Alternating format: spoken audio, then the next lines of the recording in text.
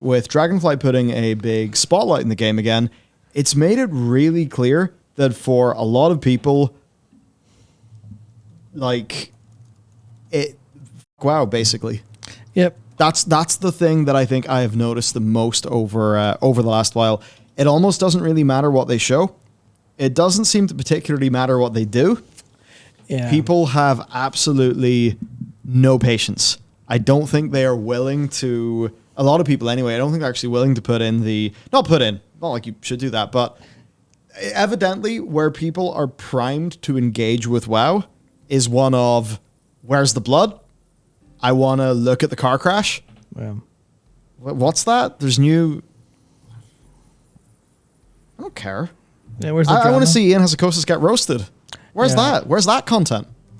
And I think that's basically where things have ended up. And that's what I've really noticed going through things. To be honest, I think the only reason why because I think our impressions video is one of the only videos across most of the Warcraft channels that's actually even done that well. Considering what time it is, I think it's the only one. And honestly, I think it's your fault. I think you had a pretty masterstroke of the title. Like, I think Matt came up with a really brilliant title for that video, and I think that was enough to get a lot of people on board. But then every piece of content that we have done thus far, or after that, has actually performed, like, ludicrously awfully in terms of video content. And looking at a few other creators as well, obviously not to put words in their mouth, and they've not said anything to me about any of this, but certainly the views that I'm seeing across the board, they are well below expectations for what you would call the average, like the base case for a major Warcraft swell like this one. And then I headed over to Twitch Tracker. Oh. And do you know what I basically realized? This is just Asmongold. World of Warcraft popularity on most platforms is pretty much profoundly driven by Asmongold. Yeah, it's really, really, it's hateful to It's like fucking Pooty in Mythic Quest. It is. It is basically that. It is like that, but without because Mythic Quest obviously has the positivity aspect of, at least Pooty Shoe brings people to the game. Where Pooty Shoes goes, the people go, in terms of game. And that's a bit of a misrepresentation, I imagine, in terms of players. I imagine it's true, otherwise influencers wouldn't be so big in terms of like getting money from companies and games and stuff like that. But there's certainly a case of once the parasocial relationship of influencers and streamers takes hold, then it's almost like an audience or like an audience member, say, not to collapse everyone into one big amalgamous group. Oh yeah, of course. But an audience member basically only really has one allegiance in the sense of attention economy, in the sense of there are, streamers now stream all the goddamn time. And, your favorite streamer's not on. Well, you can rewatch a highlight reel of the last couple times they were streaming on YouTube, and YouTube will autoplay it to you. And they'll do that for the couple streamers you like, and that'll be you fine. So it's like people have effectively one allegiance. And that allegiance is less and less, especially in the streaming realm, is less and less to the game. It's less and less to the product. It's more to the person, the parasocial relationship that's stronger. And especially as they build subcultures around that. I think that's one of the strengths of like Twitch culture and stuff is you as a streamer have a subculture. And that if that's strong enough that erodes whatever happens, erodes any like initial thing there. And that's a very difficult thing to do as an influencer, to break out of the sphere of, you're a League of Legends player, as an example. Okay, well now you're such a good entertainer that people are like, what's X playing? Oh, it's not League. I guess I'll go to another League streamer. Yeah, and like that's the thing. Yeah. Zach's a great entertainer. There's times like I go on Asmongold TV and like, honestly, his reaction to things are entertaining. The way his fucking face moves is entertaining. He's an entertaining dude. Like, that's how it is. And so this is absolutely no knock on Zach, by the way. No. It's just like he gains so much of his audience whenever things with Warcraft, I think, were generally, as obviously as well, we've all been a bit salty for a long time, but when things were generally like way more healthy for the game and its viewership numbers. And so if you look at this, right, like alpha for a new expansion's a pretty damn big deal.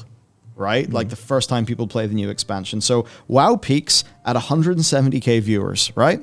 And then you go to Asmongold TV, and what do we see? Actually, basically 100k of those were his. I believe 15k were Limit Max, Liquid Max even, and I think was Towley around. Basically, we had about 4.5k to 5k. I think Towley had 4.5k to 5k. So it's like, you know, the top 5, sort of top 10, whatever streamers kind of had most of it. But yeah, you sort of guys, like, you kind of look at these numbers, right? And it just kind of made me realize, like, you take away Max and Towley, and I don't know where. I don't actually know if Towley was streaming at that point in time yesterday, but it would just certainly be interesting to see how it shook out, man. Yeah, I just thought it was fascinating. And then I look at a lot of the content, and like I was looking at, like, you know, Tally's channel, Hazel's channel, and it's like I generally would have expected them to see a bit more performance. You know? Yeah, I mean, like Tally does his 7 videos in 7 hours.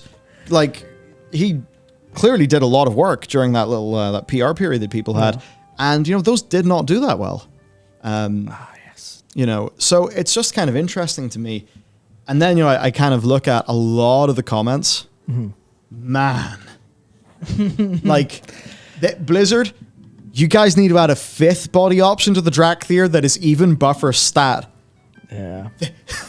I don't know what you need more muscles. Seemingly muscles are really what the people want. I have never seen an initial testing wave quite like this one. This one is very new. Does this feel different to Shadowlands for you? Well, yeah. This is the first time the player base has truly been burned. And I think that really shows. Because Shadowlands was like the make or break. And it broke. That's it. It was the first time that they'd done 2 duds in a row.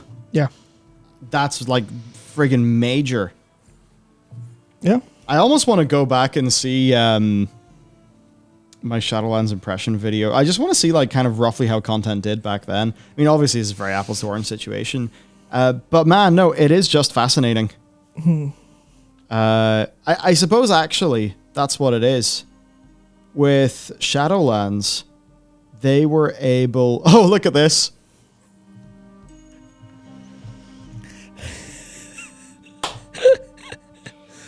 Pull the ripcord. There you go. There's AirPods normal. There's no AirPods Max.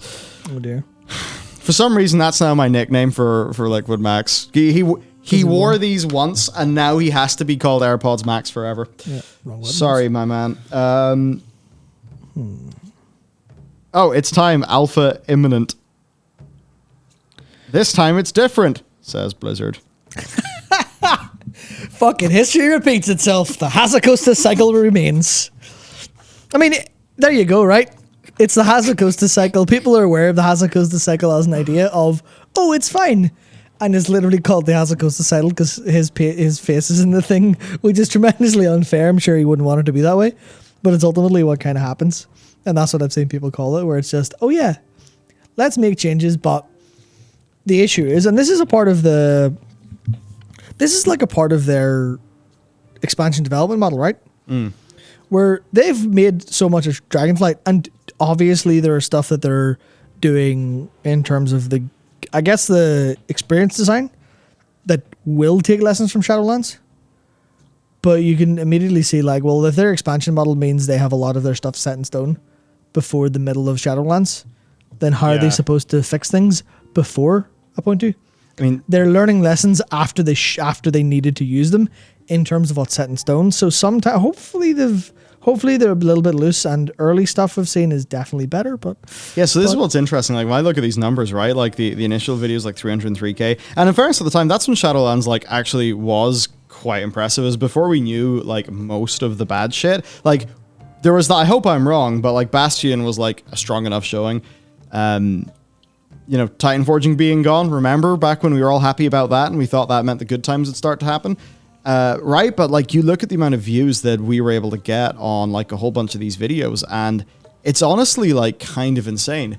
And I mean, I can say you take the dragon riding. Personally, I am so much more excited or whatever for the dragon riding than like anything that's on the screen right now, basically.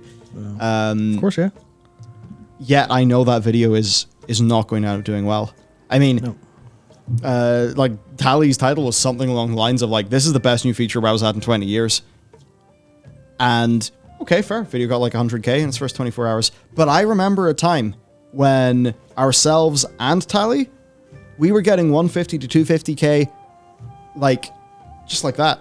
And it does just show, and like, I don't mean to like bring him up or use him as an example. It's just because it's in my mind. It's a data point, yeah. Yeah, it's a data point, and I can't exactly remember what the similar numbers would have been for Preach. But I think at that time, like, Preach was more stream first anyway. So it's just fascinating trying. I guess I'm trying to get a handle on this. I'm trying to work out where the community is, and yeah, man, there's a lot of anger.